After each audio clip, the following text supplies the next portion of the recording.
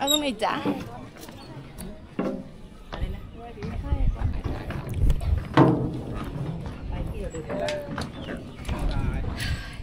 เหมือนจะเป็นลมกับคนสวยค่ะวิดีโอบายบายแล้วชื่อนานานะคะโอ้มากับคุณนานาค่ะจากกระบี่ค่ะโอ้มาไกลด้วยค่ะเนี่ยจากกระบี่ค่ะ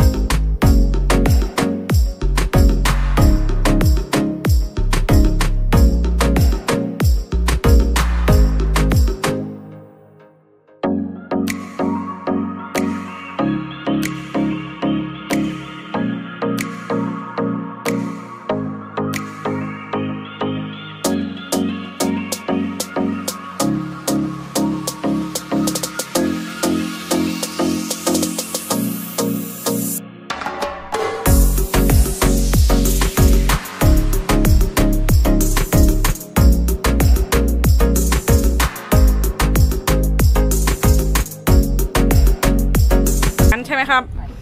อันนี้หนูนั่งตรงนี้หนูเป็นเซนเตอร์ให้หนูนั่งรอแล้วเป็นจักรวาลเรามาล้อมเลยนั่งข้างๆเอียงอย่างนี้ก็ได้ครับนั่งแล้วลุกไม่ขึ้นอ่ะป้านั่งยองก็ได้ไม่เห็นใจคนแก่เลยไม่เข่าน้องขอยืนหน่อยไหมน้องอีกคนค่ะยังค่ะกำลังเดินอยู่มาลูก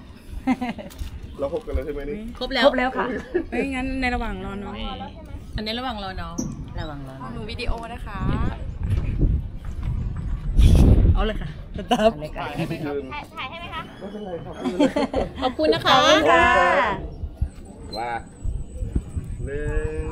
2 3ปึ้งเดี๋ยวนะ1 2 3พี่ถ่ายให้ก็ได้อยากได้พี่เขาจะไปอยู่แล้วในใจคือคิดว่าไงตะขายของก่อนเอาป้ายอยู่ไหนเรานึกว่าเขาลืมเอามาทำงานหน่อยทำงาน